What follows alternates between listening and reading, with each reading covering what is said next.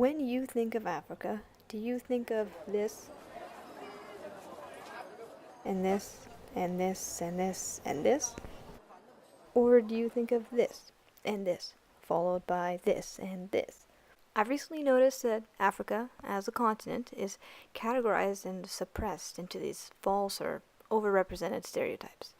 And I thought to myself, why?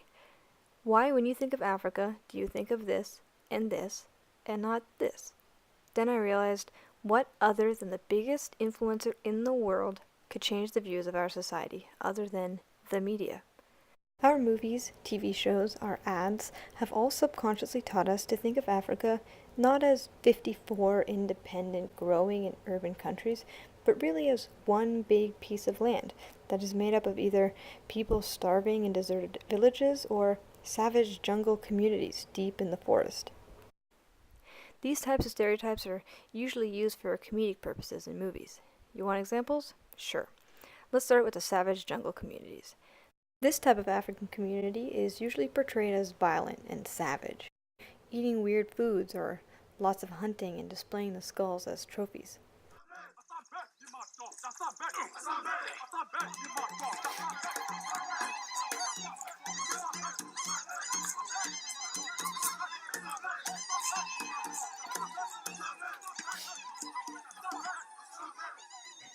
In movies, these are usually used as the villains and are portrayed negatively.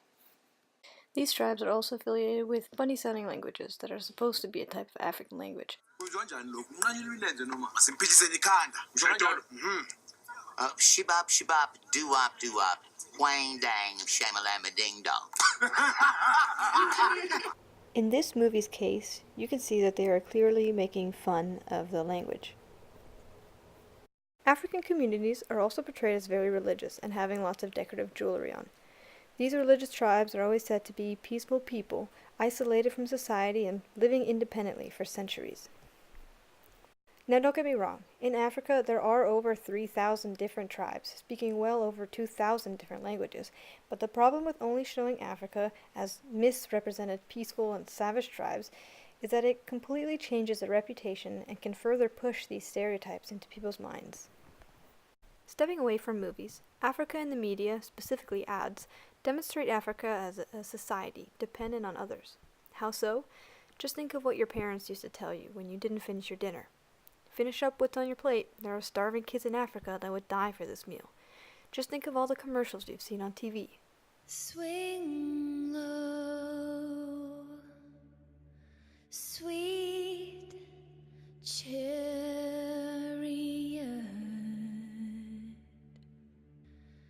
coming for to carry me. Children are dying every day from hunger and sickness. Innocent children, just like this one. These children are facing death right now. But with your support and just 50 cents a day, we can save them. Please go online or call this number and join the U.S. Fund for UNICEF for only $15 a month. Or even just think about the ads that are displayed in our everyday lives. Again, I'm not saying that there aren't any poverty issues in Africa, but I am saying that when first world countries only portray third world countries' problems in movies and do a crappy job at it too, that's a problem. Over centuries, our brains have been molded to think of Africa as these stereotypes, and it has changed society's views of the continent. As years go on, there are better representations and media outlets that properly portray Africa, but we have a long way to go.